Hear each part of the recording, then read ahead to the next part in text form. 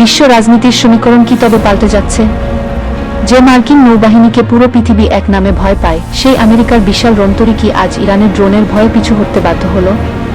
হ্যাঁ দর্শক, মধ্যপ্রাচ্যের আকাশ জুড়ে এখন শুধু ইরানের ড্রোন আর মিসাইলের গর্জন। লোহিত সাগর থেকে শুরু করে পারস্য উপসাগর, মার্কিন নৌবহর এখন দিশেহারা। ওয়াশিংটনের কপালে দুশ্চিন্তার ভাঁজ ফেলে দিয়ে ইরান এমন এক ড্রোনযুদ্ধ শুরু করেছে যা এর আগে আধুনিক সামরিক ইতিহাসে কেউ দেখেনি।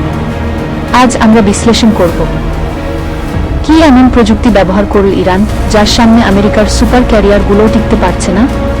কেন পিছু হটল পেন্টাগন? বিস্তারিত জানতে ভিডিওটি শেষ পর্যন্ত দেখুন। দীর্ঘদিন ধরে মধ্যপ্রাচ্যের পানিসীমায় একচ্ছত্র আধিপত্য বিস্তার করে আসছিল মার্কিন যুক্তরাষ্ট্র। তাদের বিশাল সব এয়ারক্রাফট ক্যারিয়ার বা রণতরী এই অঞ্চলে ইসরায়েল এবং পশ্চিমা স্বার্থ রক্ষা করে আসছিল।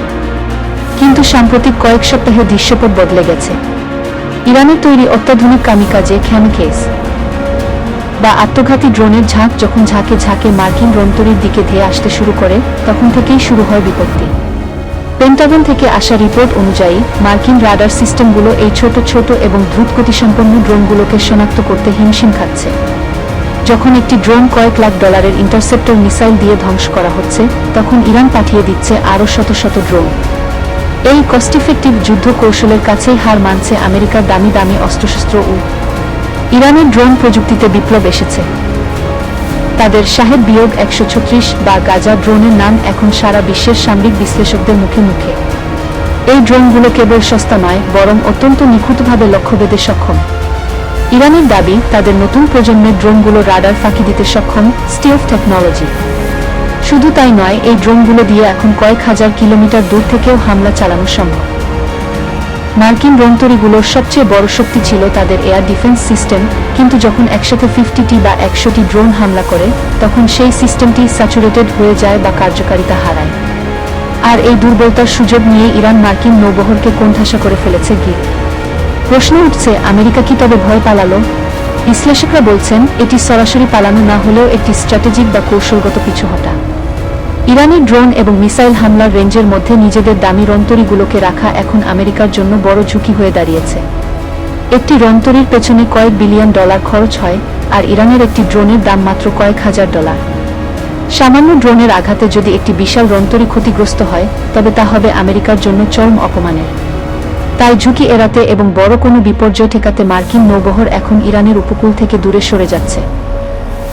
একে অনেকে পালানো বললেও পেন্টাগন একে পুনর্বিন্যাস বলে দাবি করছে।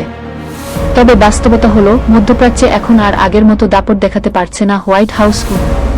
এই ঘটনা শুধু ড্রোন আর রণতরীর লড়াই নয়, এটি শক্তির ভারসাম্যের পরিবর্তন। ইরানের এই সাফল্য হুতি বিদ্রোহী থেকে শুরু করে পুরো মধ্যপ্রাচ্যের প্রতিরোধ যোদ্ধাদের মধ্যে এক নতুন সাহস জুগিয়েছে।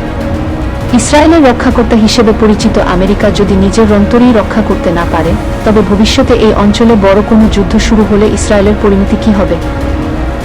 রাশিয়ার সাথে ইরানের প্রযুক্তিগত বিনিময় এই ড্রোনগুলোকে আরও বিধ্বংসী করে তুলেছে। এর ফলে পুরো লোহিত সাগর এবং এডেন উপসাগরে পশ্চিমাদের বাণিজ্যপথ এখন হুমকির মুখে। দর্শক, মধ্যপ্রাচ্যের এই উত্তেজনা এখন চরমে। ইরানের ড্রোন কি আসলেই মার্কিন নৌবাহিনীর দাপট শেষ করে দেবে, নাকি আমেরিকা ফিরে আসবে আরও বড় কোনো ধ্বংসাত্মক পরিকল্পনা নিয়ে? আপনাদের কি মনে হয়, ইরানের এই ড্রোনযুদ্ধ কি পুরো বিশ্বের মানচিত্র বদলে দেবে? আপনার মূল্যবান মতামত কমেন্টে জানান। ভিডিওটি ভালো লাগলে লাইক দিন এবং সত্য ও বস্তুনিষ্ঠ খবরের জন্য আমাদের ওয়ার্ল্ড অ্যানালিসিস চ্যানেলটি সাবস্ক্রাইব করে সাথেই থাকুন। ধন্যবাদ।